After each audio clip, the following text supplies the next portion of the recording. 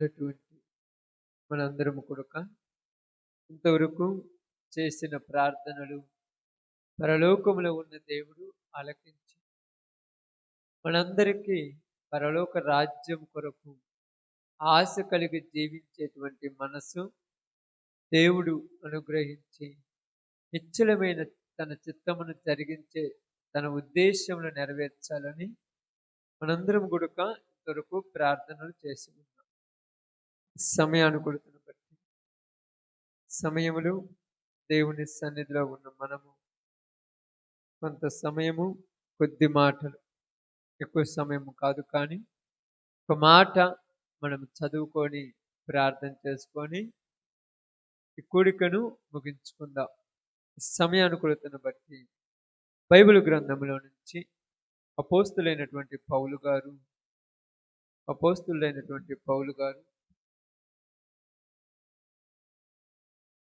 కొరింథీయులకు రాసినటువంటి పత్రిక, కొరింథీయులకు రాసినటువంటి మొదటి పత్రిక, కొరింథీలో ఉన్న సంఘమునకు రాసిన మొదటి పత్రిక 15వ అధ్యాయము 15వ అధ్యాయము 32వ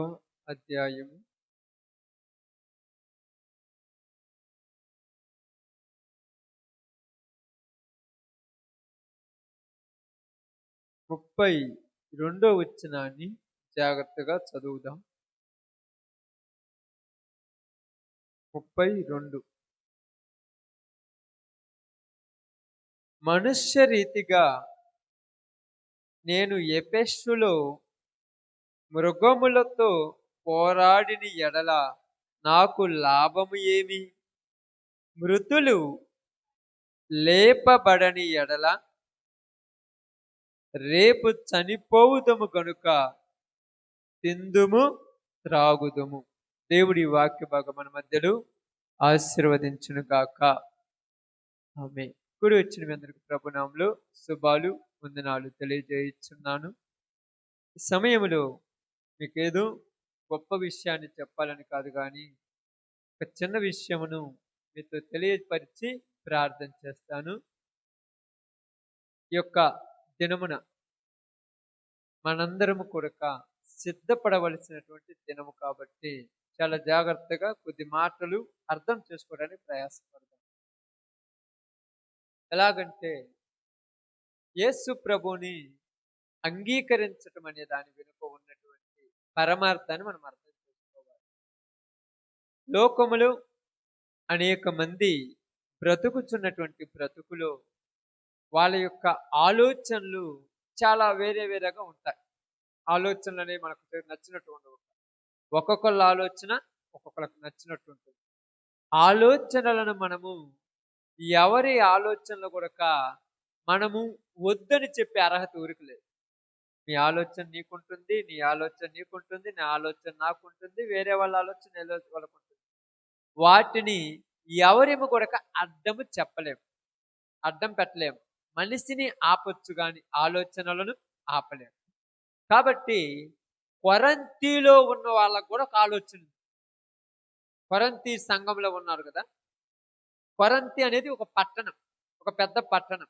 ఆ పట్టణంలో ఉన్నటువంటి వాళ్ళకు కూడా ఒక ఆలోచన ఉన్నది. ఎలాంటి ఆలోచన ఉన్నదంటే ఇప్పటి కాలపు జనాలలో ఉన్న ఆలోచనే వాళ్ళకు ఉన్నది. ఇప్పుడు ఉన్నటువంటి జనాలు ఉన్నారు కదా, ఇలా కొన్ని ఆలోచనలు ఉంటాయి. ఏం ఆలోచనలు అంటే దేనికోసం మీరు కష్టపడేదంటే రేపు కోసమే. ప్రతి వాడు కష్టపడేది రేపటి కోసం. మంచిగా బతకాలి, మంచిగా తినాలి, మంచిగా ఉండాలి, సుఖ సంతోషంగా ఉండాలనే దానికోసం. అయితే కొరింథీలో ఉన్నటువంటి వాళ్ళు కూడా అక్కడ ఉన్నటువంటి పరిస్థితిని బట్టి వాళ్ళు ఏమని మాట్లాడుతున్నారంటే, ఇదిగో మృతులు చచ్చిపోయిన తర్వాత నిజంగా లేస్తారా అని డౌట్ వాళ్ళకి వచ్చింది. చచ్చిపోయిన తర్వాత నిజముగా లేస్తారా? ఎవరికైనా నమ్మకం ఉందా? ఎవరికి లేదు. లేనప్పుడు ఎంత ప్రయాస దేనికి? ఎంత ప్రయాస అంటే ఏది? ఉపవాసాలు ఉండటము, ప్రార్థనలు చెయ్యటము, కొన్ని కోరికలు చంపుకోవటము, కొన్నిటిని కంట్రోల్ పెట్టుకోవటం.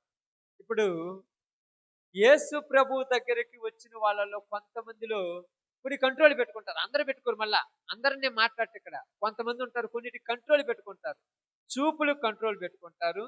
మాటలకు కంట్రోల్ పెట్టుకుంటారు. ఆలోచనలు కూడా కంట్రోల్ పెట్టుకుంటారు. భయం. ఒక భయం ఉంటదక్కడ. తెలియని భయం. కొన్ని విషయాలలో కంట్రోల్ ఉంటాం.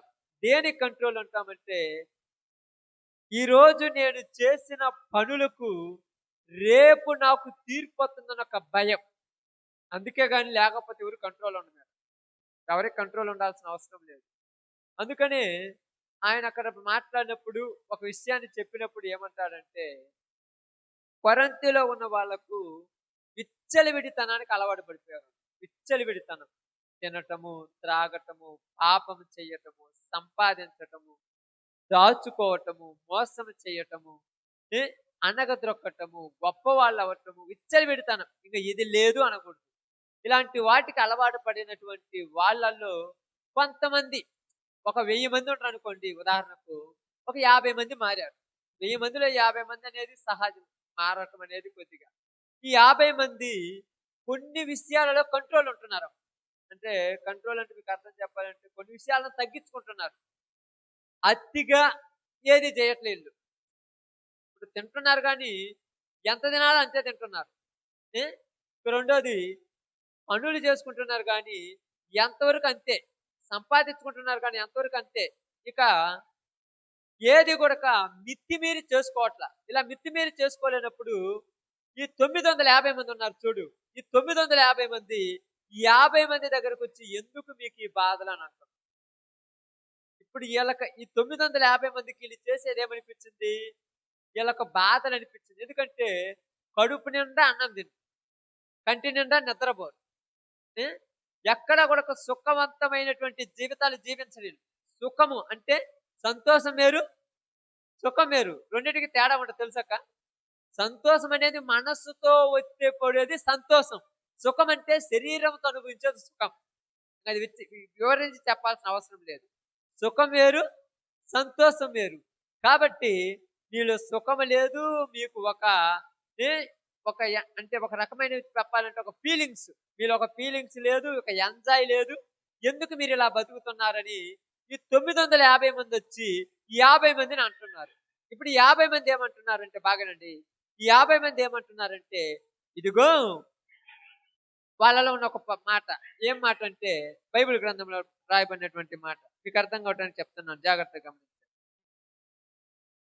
చూడండి ఇక్కడ కొరింథీయులకు రాసినటువంటి 2వ పత్రిక.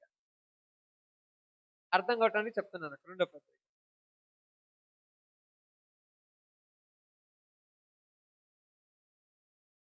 జాగ్రత్తగా 5వ అధ్యాయం. 5వ అధ్యాయం. ఇది కూడా కొరింథీయులతో చెప్తున్నారు. 5వ అధ్యాయం. 10వ వచనాన్ని జాగ్రత్తగా చూడండి. 10వ వచనం. ఎందుకనగా తాను జరిగించిన క్రియల చొప్పున అవి మంచివి అయినను సరే, చెడ్డవైనను సరే, దేహముతో జరిగించిన వాటి ఫలము ప్రతివాడు పొందినట్లు మనమందరము క్రీస్తు న్యాయపీఠము ఎదుట ప్రత్యక్షము కావలయును. ఇక్కడ ఏమంటున్నారంటే ఈ కొరింథీలో ఉన్నటువంటి 50 మంది, అంటే 50 మంది అనేది అది సంఖ్య కాదు కానీ మీకు ఎగ్జాంపుల్ కోసం చెప్తున్నాను. ఈ 50 మంది ఏమంటున్నారంటే, అయ్యా మేమెందుకు వీటన్నిటికి కంట్రోల్ పెట్టుకుంటున్నామంటే, మేము బ్రతికిన రోజులలో, ఇప్పుడు మేము శరీరంతో బతుకుతున్నాం కదా, ఈ శరీరంతో బతికిన రోజులలో ఈ దేహముతో జరిగించిన వాటికి ప్రతి దానికి ఒక రోజు లెక్క చెప్పాలి అని అంటున్నారు. దేహంతో అవి మంచివైనను చెడ్డవైనను ఏ పనులు చేసినా కూడా వాటికి ఏం చెప్పాలి? లెక్క. క్రీస్తు న్యాయపీఠం ఎదుట మేమందరము కూడా నిలువబడి లెక్క చెప్పాలి. మేమని కాదు, మీరందరూ కూడా. అంటే వీళ్ళు ఏమంటున్నారంటే, పిచ్చోళ్ళారా, మీకు మైండ్ దొబ్బింది. ఒక మాటలో చెప్పాలంటే మీకు పిచ్చి లేసింది, మీరు మెంటలోళ్ళు. మీకేందంటే రేపు చచ్చిపోతాము, ఎల్లుండి నువ్వు చూసినవా? ఇప్పుడు అక్కడ జరుగుతున్న సిచ్యువేషన్, రేపు చచ్చిపోతాము, తర్వాత ఏం జరుగుతుంది తెలుసా? నీకు తెలియదు. తెలియని దానికోసం ఇప్పుడు కంట్రోల్ పెట్టుకుంటున్నావు దేనికి? నీకు అసలు అర్థం కాలేదు. నువ్వు ఒక భ్రమలోనికి వెళ్ళిపోయావు అంతే. ఇదొక భ్రమ. ఏమని చెప్తున్నారు వీళ్ళకు? భ్రమ. ఈ భ్రమలో నువ్వు ఊహించుకుంటున్నావు గాని చచ్చిపోయిన తర్వాత ఎవరు చూశారు? ఎవరైనా చూశారా?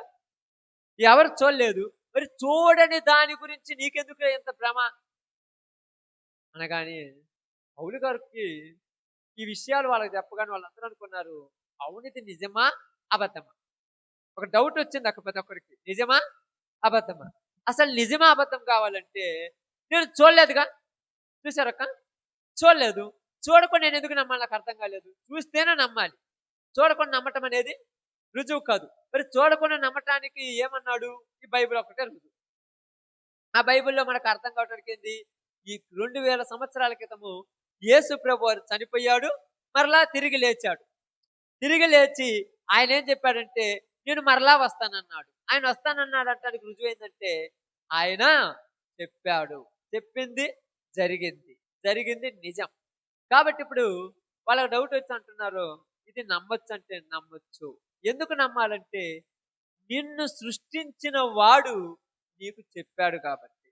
నన్ను సృష్టించింది ఎవరు అని డౌట్ వచ్చింది మళ్ళీ. నన్ను ఎవరు సృష్టించాడు? నన్ను మా అమ్మ కన్నది. అంతే కదమ్మా? అందరికి అదే కదక్క. నన్ను మా అమ్మ కన్నది. మా అమ్మ గర్భంలో నుంచి నేను వచ్చాను.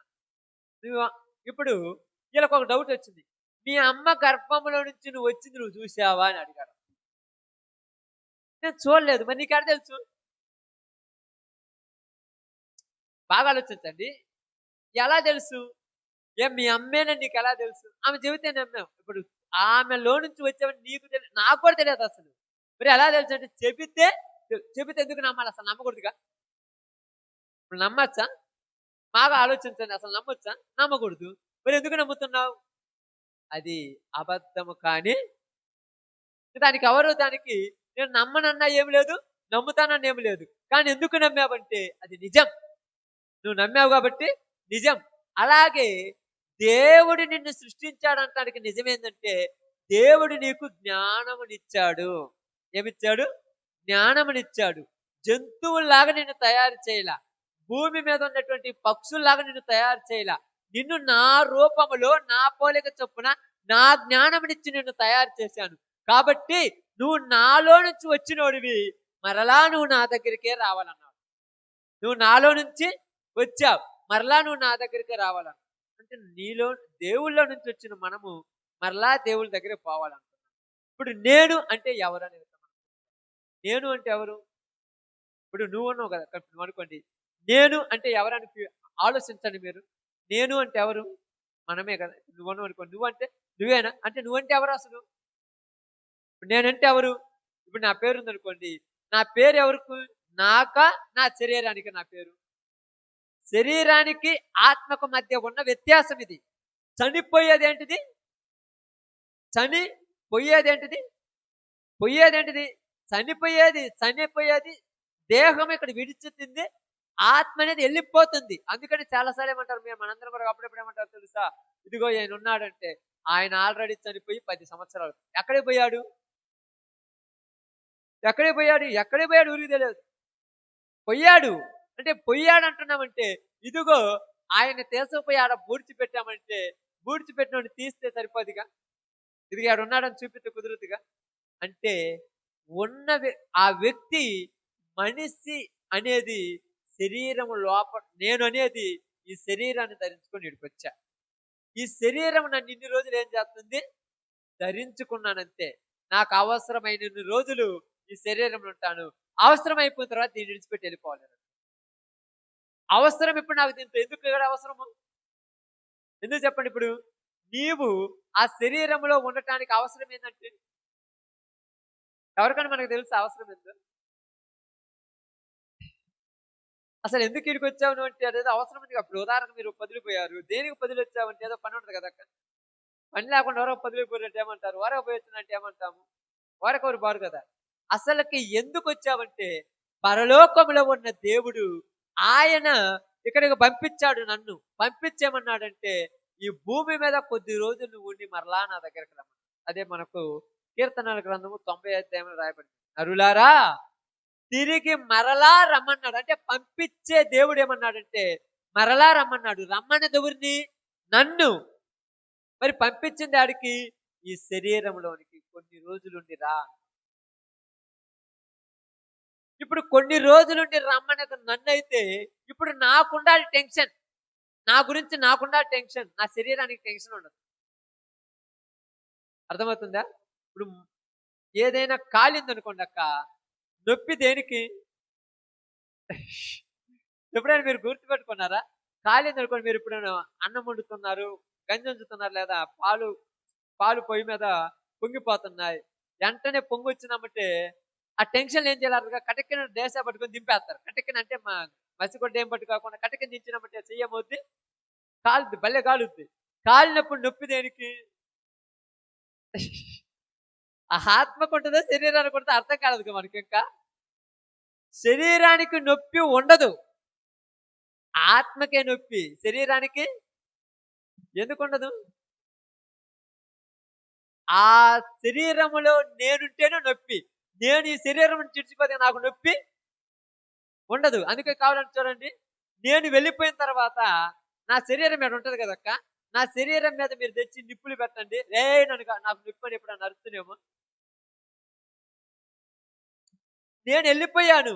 నేను వెళ్ళిపోయిన తర్వాత నా శరీరము అనేది మట్టే. ఇప్పుడు నువ్వు నొప్పి ఊరికంటే నాకు అంటే శరీరంలో ఉన్న నాకు నొప్పి. ఇప్పుడు నేను వెళ్ళిపోయిన తర్వాత నొప్పి అనేది, ఇప్పుడు వీళ్ళు ఏమంటున్నారంటే, రేయ్ ఆత్మ వెళ్ళిపోయిన తర్వాత ఎవరు చూశారంటే అక్కడ అగ్ని ఆరదు, పురుగు చావదంటే మరి పిచ్చోళ్ళారా, గాలిలో కలిసిపోయిన తర్వాత దానికి నొప్పేంది అంటున్నారు. అంతే కదక్క? గాలిలో కలిసిపోతుంది కదా ఆత్మ. గాలిలో కలిసిపోయిన దానికి నొప్పి ఏంటంటే గాలిలో కలవని శరీరం ఉందిగా, ఇప్పుడు దాని కత్తితో పోయండి, నెత్తిలో నొప్పి ఉంటుంది చూద్దాం. ఒక చనిపోయినటువంటి వ్యక్తి దగ్గరకు పోయి గులకరాయి తీసుకొని నెత్తి మీద కొడతా ఉండండి, రే నన్ను కొట్టొద్దని ఎదురు తిరుగుతుందేమో. అంటే ఇప్పుడు నొప్పి అనేది మనము శరీరానికి అనుకొని శరీరం గురించి ఆలోచించుకుంటున్నాం. నొప్పి శరీరానికి కాదు, ఆత్మకు.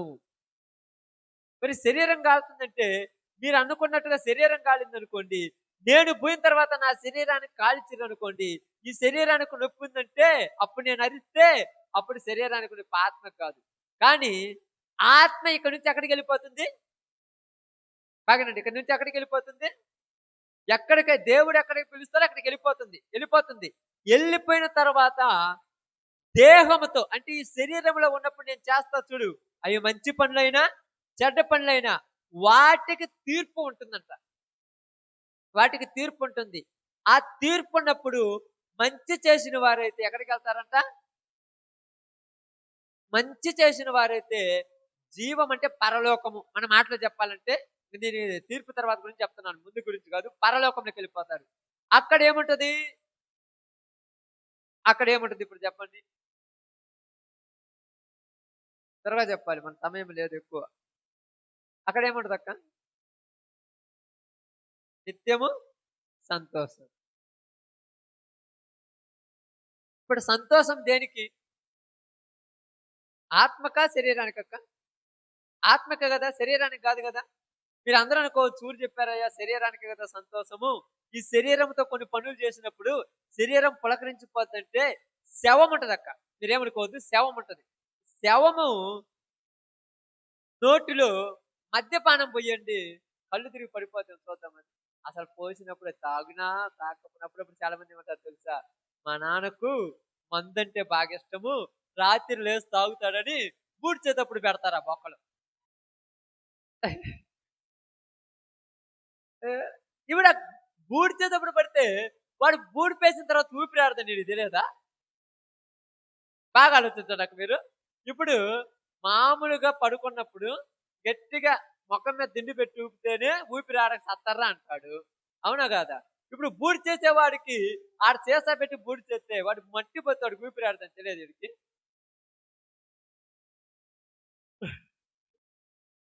మట్టిపోతే ఊపిరి ఆడతాను తెలియదక్క. ఇప్పుడు ఎవరు పిచ్చోళ్ళు? 950 మంది పిచ్చోళ్ళు, 50 మంది జ్ఞానం కలిగి. ఏమన్నారంటే అరే పిచ్చోళ్ళ ఏమన్నారంటే, ఒరేయ్ మీకెందుకురా పొద్దుగూకులు మోకాళ్ళ మీద కూర్చుంటున్నారు, వారానికి ఒకసారి ఉపవాసం ఉంటున్నారు, మేమందరము శుభ్రంగా సంపాదించుకుంటుంటే శుభ్రంగా ఉంటుంటే మీరెందుకు ప్రార్థన అని ప్రార్థన కూర్చుంటున్నారు, మేమందరం వ్యభిచారం చేసి సుఖపడుతుంటే మీరు మాత్రం ఇది తప్పు అని అనుకుంటున్నారు, మేమందరం తాగి తందనాలాడి ఒంటి మీద గుడ్డలు లేకుండా పొరిలాడుతుంటే మీరు మాత్రము విలువలు కావాలి పద్ధతిగా ఉండాలంటున్నారు, మేము వేరే వాళ్ళ దగ్గర దోచుకుంటుంటే మీరు మాత్రము పరాయి వాళ్ళ సొమ్ము మేము ముట్టుకుంటే రేపు మాకు శిక్ష వస్తుందని ఇంత కంట్రోల్ ఉంటే మీకేం ఉపయోగము అంటే ఈ భూమి మీద ఉపయోగము ఉండదు. మరి ఎక్కడ ఉండదంటే పరలోకము నువ్వు చూసావా అని అనగానే ఇప్పుడు ఈడు ఏమంటున్నారంటే ఓ అవివేకి అన్నాడు. ఏమన్నాడు? ఓ జ్ఞానం లేనివాడా, నీకు నేను ఒకటి చెబుతున్నా, నేను నువ్వు విత్తుతున్నావు ఒక ఇత్తనము, అది ఇత్తిన తర్వాత చచ్చితేనే మరలా మొలుస్తుంది. ఏంటంటక్క? చచ్చితేనే మరలా మొలుస్తుంది. మొలిచిన తర్వాత మొలుతుంది కదా, మొక్క మొలుతుంది కదా, మొలిచిన తర్వాత దానికే బాధలండి. తెగుళ్ళు వచ్చేది దానికే, ఇబ్బందులు అయ్యేది దానికే, నష్టం వచ్చేది దానికే. ఎందుకంటే అది మరలా కొత్త జీవితం పొందుకున్నది. క్రొత్త జీవితం అంటారు దాన్ని. ఆ కొత్త జీవితం పొందుకున్న తర్వాత అప్పుడు దానికి ఇబ్బంది అయినా బాధ అయినా ఏదైనా దానికి అనుభవిస్తుంది. అలాగే మనము గొడక ఈ దేహమును విడిచిన తర్వాత మరో దేహమును పొందుకుంటాం. ఇది నువ్వు నమ్మినా నమ్మకపోయినా ఇది నిజం అని ఆ కొరంతిలో ఉన్న వాళ్ళకి చెప్పగానే ఆ కొరంతిలో ఉన్నటువంటి వాళ్ళు అన్నారు, రే రేపు చనిపోదుము కనుక తిందుము త్రాగుదుము అన్నారు. వీళ్ళేమన్నారంటే రే రేపే చనిపోతాం కాబట్టి కంట్రోల్లోకి ఉందాము అంటున్నారు. రేపే చనిపోతాం, మీరు చెప్పినట్టు రేపు చనిపోతాం, కానీ చనిపోయిన తర్వాత మరో బ్రతుకు ఉన్నది కాబట్టి మా ఆశలన్నీ అందుకోసమే. కానీ మీకేంటంటే ఏమున్నదని మీరు అనుకుంటున్నారు. ఊరు చెప్పారు ఏమున్నదని. ఆ రోజు అంతా జరుగుద్ది. ఎందుకంటే కనపడని పదార్థముల చేత కనిపించే పదార్థాన్ని దేవుడు తయారు చేస్తాడు. అది ఎబ్రిల్కి రాసిన పత్రిక 13వ అధ్యాయంలో రాయబడి ఉంటుంది. ఆ మాట ఏమని రాయబడి ఉంటుందంటే అక్కడ మీరు చదివినప్పుడు ఒకసారి చూద్దాం. ఎబ్రిల్కి రాసిన పత్రికలో 10వ అధ్యాయంలో అక్కడ ఒక మాట ఉంటుంది.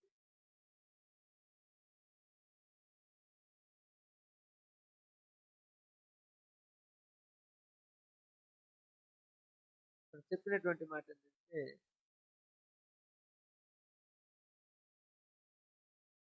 ఇందులోనే ఇది ఒక మాట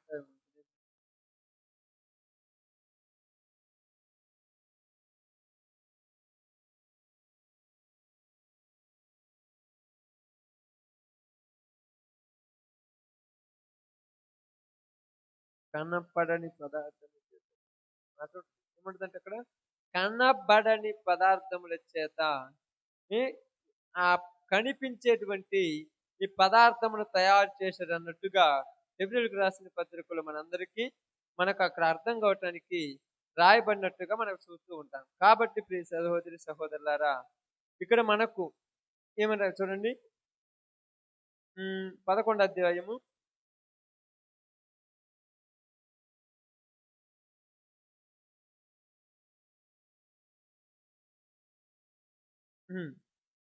3వ వచనం. ప్రపంచములు దేవుని వాక్యము వలన నిర్మాణమైనవనియు అందును బట్టి దృశ్యమైనది కనబడడి పదార్థములచే నిర్మింపబడలేదనియు విశ్వాసము చేత గ్రహించుచున్నాము. అంటే దృశ్యమైనవి దేని చేత తయారు చేయబడలేదంట? కనబడేడి పదార్థముల చేత తయారు చేయబడిన, కనపడని పదార్థముల చేత తయారు చేయబడిన. కనపడని పదార్థం ఎలాగా ఏంటంటే మీకు అందరికీ తెలియదు కాబట్టి గాలి ఉంది, గాలి H2 అంటారు, ఆక్సిజను ఇది హైడ్రోజన్ అని ఉంది. ఈ రెండు కలిస్తే ఏమవుతుందంట? నీళ్లు వస్తాయి. గాలి కనపడదు, ఆక్సిజన్ కనపడదు, హైడ్రోజన్ కనపడదు, కానీ ఈ రెండు కలవటం వల్ల నీటి బిందువు వస్తుంది. ఇప్పుడు ఆత్మ కనపడదు, ఆత్మ మనలోనికి వచ్చిన తర్వాత మనము శరీరం దాల్చుకొని ఇక్కడ ఉన్నామంటే ఇప్పుడు మనలో ఉన్న నేననేది కనపడట్లా మీకు. నా శరీరమే కనపడుతుంది. నా దేహమే కనపడుతుంది. ఇప్పుడు ఈ దేహముతో ఉన్నప్పుడు, ఈ దేహముతో ఉన్న మనకేం చెప్తుందంటే ఇది, ఈ రోజు బతుకుతున్నావు కాబట్టి, చచ్చిపోయిన తర్వాత ఏం జరుగుద్దో నీకు తెలియదు గనుక అని ఎవరు చెప్తున్నారు? దేహమునికి చెప్తున్నారు. దేహం గురించి మాట్లాడుతున్నారు. అప్పుడు ఆత్మ ఏమనాలంటే, నేను ఎక్కడి నుంచొచ్చానసలు? మా తల్లి గర్భంలోనికి రాకముందు నేనెక్కడో ఒక చోట ఉండుంటాను గదా! ఆ నుంచొచ్చిన నేను మళ్ళా ఎక్కడికి పోతాను? ఈ శరీరాన్నే కదా చంపేసేది. మరి ఆత్మ ఎక్కడికి పోతుంది అని ఆత్మ ఎక్కడికి పోతుందని ఆలోచించాలి. తండ్రిలో నుంచి, పరమలోకంలో ఉన్న తండ్రి. అందుకంటారు తండ్రిలో నుంచి ఏమన్నాడు? మీరు దైవములనియు, సర్వోన్నతుని కుమారులనియు. నేనే కదా అంటే తండ్రిలో నుంచి ఏమన్నాడు? దేవుడు నేల మట్టితో ఒక బొమ్మను తయారు చేశాడు. ఆ బొమ్మలో ఏమి లేదక్క? జీవము లేదు. వాని నాసికారంధ్రములో ఏం చేశాడంట? జీవవాయువును ఊదగా, అంటే ఎక్కడి నుంచి ఊదాడు? ఆయన లోపల నుంచి వచ్చింది. ఆయనలో నుంచి వచ్చిందే. ఆయనలో నుంచి వచ్చిన వాయువును ఊదగా నరుడేమయ్యాడు? జీవము కలిగిన ఆత్మ. ఏంది? జీవము కలిగిన ఆత్మ. అంటే జీవము లేని ఆత్మ కూడా ఉంటుంది. జీవము కలిగిన ఆత్మ. అందుకే జీవాత్మ ఆయన రాయబడింది. జీవము ఆత్మ కలిగినటువంటి నరులము.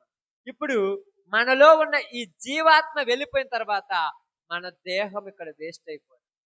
ఇప్పుడు శిక్షలు దేనికి? జీవాత్మక శిక్ష. మనలో ఉన్న ఆత్మక శిక్ష మన ఈ శరీరానికి కాదు. శరీరానికి ఇక్కడ ఉన్నప్పుడు దెబ్బలు తగిలినప్పుడు ఏ తగిలినా నొప్పి మనకు అవుతుంటది. గాయం దీనికైనప్పుడు మాత్రాన నిద్ర పట్టలేదంటే నొప్పి మనకు అవుతున్నది. మన ఆత్మకు నొప్పి. అందుకనే అగ్ని ఆరదు, పురుగు చావదంటే ఆత్మకు నొప్పి, దేహానికి కాదు. గాలిలో పోయిన తర్వాత ఊరు చూశారంటే అక్కడ పోతే నరకములేస్తే అగ్ని ఆరదు, పురుగు అంటే ఏంది? మన ఆత్మ అక్కడ అల్లాడుతున్నది, కేకలు చేస్తుంది. అందుకని కొరింథీయుల వాళ్ళు ఉన్నారు, మా ఆత్మకు తీర్పు ఉన్నది, మా ఆత్మకు రేపు నరకం అనేది ఉన్నది కాబట్టి అక్కడ మేము అగ్నిలో తగలబడకుండా ఇప్పుడే మమ్మల్ని మేము జాగ్రత్త చేసుకుంటాం అని దేహంతో ఉన్నప్పుడు ఏ పాపపు పనులు చేయకుండా కంట్రోల్ చేస్తాం. ఎందుకయ్యంటే క్షణకాలం ఉండేటువంటి ఈ జీవితంలో శాశ్వత కాలం ఉండే జీవితాన్ని పోగొట్టుకోకూడదు. అర్థమవుతుందక్క? క్షణకాలం ఉండే ఈ జీవితంలో శాశ్వత కాలం ఉండే జీవితాన్ని పోగొట్టుకోకూడదు. అప్పుడప్పుడు మీరు కూడా మధ్యకాలంలో మీరు అందరూ విత్తనాలు వేసారు కదక్క, బొబ్బర్లు కానీ కందులు కానీ. వేసేటప్పుడు వేసే విత్తనం ఎలాంటి విత్తనం వేయాలి? మీరు మంచి విత్తనం వేయాలి. ఏదైనా పనికిరాని విత్తనం వేసినాడు కదా, ఏం కాదు, మొలవదు, ఉపయోగం లేదు దానివల్ల. అందుకని మనము కూడా మంచిగా ఉంటే శాశ్వత కాలం మనం అక్కడ జీవిస్తాం. పనికి రాకుండా ఉంటే మన జీవితము అంతలోనే మాయమైపోయి ఆవిరి. అంటే రెండవ మరణం అంటారు, అగ్ని గంధకాలు అంటారు. దాని గురించి నేను ఇప్పుడు మీకు వివరంగా చెప్పాను. కాబట్టి ఆ యొక్క నరకము అగ్నిలోనికి మనం వెళ్ళకూడదనే మన జీవితంలో మనము జాగ్రత్త కలిగి జీవించాలి. జాగ్రత్త. లోకము 950 మంది కొరంతీయులు, అంటే 950 మంది కరెక్ట్ అంటే అంకె మీరు పెట్టుకోవద్దు, మీకు ఎగ్జాంపుల్ అవసరం ఉంటుంది. ఆ 950 మంది ఈ లోకం కోసం బతుకుతున్నారు, 50 మందే పరలోకం కోసం బతుకుతున్నారు. ఇప్పుడు ఈ 50 మంది చెల్లుతుందా, 950 మంది చెల్లుతుందా? చెప్పండి అక్క. అంతేనా కదక్క? బైబిల్ గ్రంథంలో ఏం రాయబడింది? యేసు ప్రభు వారు గెలిచారా, కేకలు గెలిచినాయా? కేకలే కదా. సిలువ వెయ్యండి, సిలువ వెయ్యండి, సిలువ వేయండి అనగానే పిలాతు వాళ్ళ కేకలకు చూసి యేసు ప్రభుని సిలువ మరణానికి అప్పగించారు. ఈరోజు పబ్లిక్ లో మందిదే గెలుస్తుంది, సత్యం గెలవదు. మనం చెప్పేది నిజమైతే గెలవదు, మందే గెలుస్తారు. ఎప్పుడు? ఈ రోజే. రేపు గురించి మాట్లాడట్లేను, ఈ రోజే. బలం అంటే 10 మంది ఒక మాట మీద ఉంటే అదే కరెక్ట్ అంటారు ఈరోజు. కానీ సత్యమైంది 100 మంది అబద్ధం అన్నది అబద్ధం. అర్థమవుతక్క? ఇప్పుడు మీ అందరూ చెప్తానండి, 2 2 ఎంతక్క? 4. 10 100 మంది 2 2 5 అంటే అది 5 అవుద్దా? అవుద్దక్క? నిజంగా చెప్పండి, అవుతా కాదా? అవుతా కాదక్క? మనందరము అవుద్దో కాదో డౌట్‌లో ఉన్నాం. ఖచ్చితంగా అవుద్ది వాళ్ళకు. కానీ వాళ్ళకవుద్ది. మనకు మాత్రం 2, 2 4 కావాలంటే మీరందరూ అర్థం కావటానికి చెప్తాను. అప్పుడప్పుడు గొడవలు జరుగుతుంటాయి. గొడవలనేవి సహజమైన ఏ ఊర్లోనే జరుగుతుంటాయి. గొడవలు జరిగినప్పుడు ఈ కొట్లాటలో ఒక మనిషిని ఒక మనిషి కొడతాడు. కొట్టిన వెంటనే గాయమవుద్ది. గాయమై హాస్పిటల్ పాలైపోతాడు.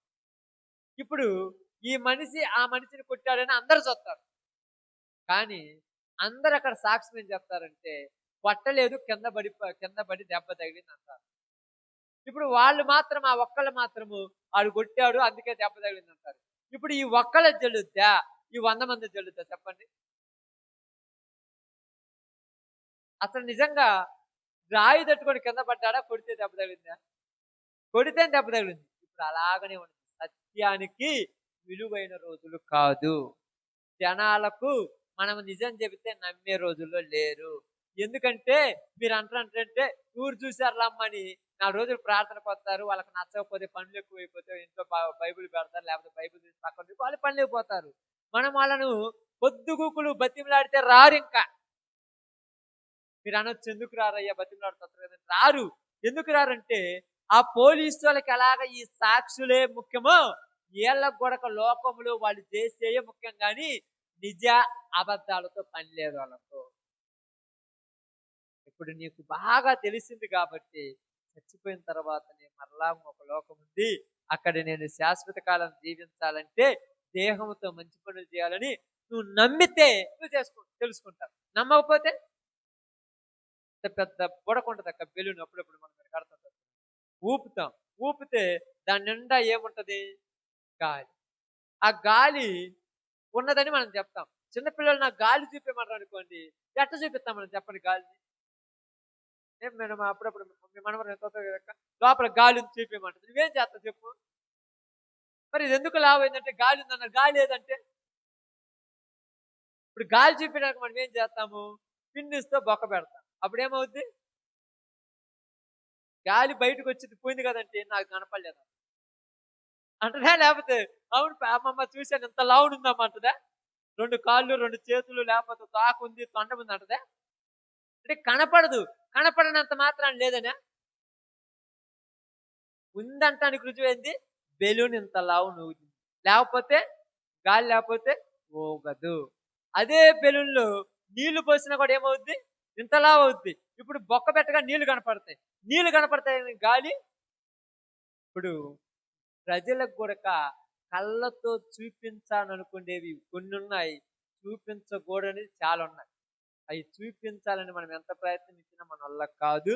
మనం చూపించనంత మాత్రాన వాళ్ళు చూపిస్తే నమ్ముతారంటే మనం చూపియలేం. నిజంగా యేసు ప్రభు నువ్వు కనపడితే మా ఆయన మారతాడంటే ఒకవేళ కనపడ్డాడనుకోండి, ఇదిగో యేసు ప్రభు రాత్రి నా కల్లా కనపడ్డాడు. నువ్వు బాగుపడమన్నాడు అని చెప్పాను నా కళ్ళ అంటాడు. మళ్ళా యథావిధిగా వాడి పని వాడు చేస్తాడు. ఏందో రాత్రి యేసు ప్రభు కనపడ్డాడంటే ఆ కల్లో ఎన్నెన్నో వస్తుంటాయి. వచ్చినాయి నిజమా? ఒకవేళ కనపడ్డా కూడా నిజం అనుకోరు వీళ్ళు. అందువలన వాళ్ళకి మార్చాలండి. అందుకని మనకు చెప్తున్నాను ప్రార్థన. ఇప్పుడు ఎందుకు బుధవారమైనా, శనివారమైనా, ఆదివారమైనా ఉపవాస ప్రార్థనలని ఎందుకు ఇది మనం ప్రయాసపడమని చెప్తుంటాను. రేపు చనిపోతాము. ఈరోజే జాగ్రత్త. ఇప్పుడు రేపు మనమేమనుకుంటాము, వాళ్ళు రాలేదు కదా! ఈళ్ళు ఒకళ్ళతో మనకు పని లేదు. ఈ 50 మందిలో గనక 30 మంది పోతారు. 20 మంది నిలబడొచ్చు చివరికి. ఎందుకంటే ఈళ్ళకి కూడా రుజువులు కావాలి. రుజువులు చూపించే రోజుల్లో లేము కదక్క. చెప్పింది నమ్మటం. నేనున్నాననుకోండి. ఇదిగో నువ్వు ఆమెకు పుట్టావని అనుకోండి. చెప్పినప్పుడు నమ్మాలంటే 10 మందొచ్చి మీ అమ్మ కాదంటే నాకు డౌట్ వచ్చిందనుకోండి. ఎట్లుంటది చెప్పండి? ఒక 10, 20 మందొచ్చి మీ అమ్మ కాదు. ఆమె నిన్ను దాక్కొని చేసుకొచ్చిందనుకోండి. డౌట్ వచ్చిందనుకోండి. ఇక నేను ప్రేమిస్తాను మా అమ్మను. అమ్మ కాదంటాను. లేకపోతే 100 మందిని చెప్తున్నాను. ఊరు మొత్తం కాదు కాదని చెప్తే నిజమే, నిజమే అనుకుంటాను. అవునా కాదా? దేవుణ్ణి గూడక మనుషులు ఇలాగే ఎక్కువ జనబలం చెప్పి కాదు కాదని చెప్పేసి జనాల్లో డౌట్ నమ్మించడం చాలా కష్టం. చాలా కష్టం. మరి నమ్మకం వచ్చిన వాళ్ళను ఎంతమంది చెప్పినా పోరు బయట. ఇప్పుడు నాకు నమ్మకం వచ్చింది మా అమ్మ, మా నాన్న. ఊరు కాదు, దేశం మొత్తం వచ్చి మీ అమ్మ మీ నాన్న కాదంటే నేను అపనమ్మకం. ఇప్పుడు మీరు ఉన్నారనుకోండి, మీ అమ్మ మీ నాన్న అని మీకు తెలుసు. కాదు అట్ట కాదు ఇట్ట కాదు, నువ్వు రైల్వే స్టేషన్లో దొరికినవంట, వాళ్ళకి పిల్లలు లేకపోతే బస్ స్టాండ్లో దొరికితే నేను ఎత్తుకొని వచ్చారంట, తర్వాత వాళ్ళకి పిల్లలు పుట్టారంటే అనరు అనుకోండి, ఇక నమ్మకం వస్తుందా? ఒకవేళ డౌట్ పడ్డం అనుకో, అసలు నువ్వు మనిషిని అసలు ఆలోచించు. డౌట్ పడ్డానికి మనిషేనా? దేవుడు కూడా ఏమన్నాడంటే, బిడ్డలారా, నేను మిమ్మల్ని సృష్టించి మీరు నా పిల్లలని చెప్పుకోవటానికి ఎంత ప్రయాసపడుతుంటే, లోకంలో వాళ్ళు జనాలు ఏదో చెప్పారని నా పిల్లలు కాదని మీరు బయటికి పోతున్నారు. కాబట్టి రేపటి దినాన మీరు చేసే పండుగ తీర్పు ఉంటుంది అన్నారు. ఇది బైబిల్. కాబట్టి ఎవరేమడిగినా కూడా జనబలము లోకం మీద ఉంది. వాళ్ళ కేకలే గెలుస్తున్నాయి ఈ రోజు. మనం ఎన్ని చెప్పినా మనం కూడా ఒక్కొక్క రోజు డౌట్ వస్తుంది మనకు కూడా. ఎవరు చూసిర్లే ఈరోజు ఎంతమంది పనులు చేసుకుంటుంటే వీళ్ళందరికీ నరకం నా ఒక్కదానికి వస్తుందా అని డౌట్ మనకు రావచ్చు. కానీ డౌట్ వచ్చిందనుకో, డౌట్ అనేది అనుమానం వచ్చిందనుకో, సందేహం రాకూడదు. వచ్చిందనుకో అది క్లారిటీ చేసుకోలేక మళ్ళా లోకం. ఎందుకంటే క్లారిటీ చేసుకోవడానికి ఆ రోజు యేసు ప్రభు పడవ మీద కనపడ్డాడు. ఒకవేళ కనపడ్డా, కల్లో కనపడ్డాడు యేసు ప్రభు, ఆ యేసు ప్రభువుకే ఇంకొక పేరు పెడతాం. సుబ్బయ్య కనపడ్డాడు, శివయ్య కనపడ్డాడు, వెంకయ్య కనపడ్డాడు అంట. యేసు ప్రభు అనుకోం, వెంకయ్య కనపడ్డాడు చూసి మనం ఏం చేద్దాం? ఏం చేయలేవు. నీ నమ్మకమే నీ యొక్క విశ్వాసంలోకి కాబట్టి రోజు కొరింథీలో ఉన్న వాళ్ళకి రేపు చనిపోతావు, గ్యారంటీ లేని రోజు. చనిపోతే నువ్వు పరలోకం పోవాలి. పరలోకం పోవాలంటే ఈ భూమి మీద చిత్తశుద్ధితో, దేవుని యందు భయభక్తులతో, జ్ఞానముతో మెలకువ కలిగి జాగ్రత్తగా బ్రతకాలి. అంతే. ఇంకా దీనికి మనం ఎన్ని చేసినా ఏం చెప్పినా అవన్నీ వేస్ట్ నా దృష్టిలో. అందుకని ఈ వయసులో కోరికలు ఉన్నా, ఆలోచనలు ఉన్నా, ఆస్తి సంపాదించుకోవాలన్నా, ఏది చేయాలనున్నా ఒక భయం ఏంటంటే ఇప్పుడు చచ్చిపోతే రేపు పరలోకం పోవాలి. వేరేది ఆలోచన లేనే లేదు. ఆ పరలోకం పోతే అక్కడ శాశ్వత కాలము జీవము. ఆ జీవము దేనికి? ఆత్మకు. ఆత్మ నిత్య రాజ్యంలోనికి పోవాలనేదే మనందరి కోరిక. కాబట్టి అందుకోసమే దేవుడు చెప్పినట్టుగా నడుచుకోవాలి. అలా నడుచుకొని ముందుకు సాగి దేవుని రాజ్యం కొరకు ప్రయాసపడదాం. మన వంతుగా మనకు దేవుడు అప్పగించిన మన పనిగా ఈ గ్రామం కోసము, మన కుటుంబాల కోసము, మన చుట్టూ ఉన్న ప్రదేశాల కోసము ప్రార్థన చేద్దాం. అది ఆయన ఇష్టం, అడుగుదాం. ఆయన చిత్తమైతే మారుస్తాడు, లేకపోతే కానీ మన బాధ్యత మనము చేద్దాం. ఎందుకంటే విత్తనాలు విత్తటమే మన పని, మొలిపించడం మన పని, అది ఆయన పని. ఆ ఇత్తిన దానికి మొలకొచ్చిందనుకో ప్రతిఫలము మనం పొందుకుంటాం. ఓకే. కాబట్టి ఈరోజు మీ అందరూ కూడా జాగ్రత్తగా ఇది మైండ్లో ఆలోచనలో ఉంచుకొని, హృదయంలో దీన్ని దాచిపెట్టుకొని, ప్రార్థనల్లోను విజ్ఞాపనల్లోను చేసే పనుల్లోనూ జాగ్రత్తగా ఉండి పరలోకం వెళ్ళాలన్న ఆశతోనే బతుకుతాం. అలా బతికితే ఎప్పుడు ప్రార్థన అయినా, ఏ పరిచర్య అయినా, ఏ విషయంలోనైనా ముందు దేవుడు, తర్వాత అన్నీ అనుకుంటాం. కానీ అలా కాకుండా ఏముందిలే అందరితో ఆ పోదాంలు అనుకుంటే అలా బతకాలి. ఓకే. అందరు తల వంచండి, ప్రార్థన చేస్తాం. అందరము ప్రార్థనలోకి కృపా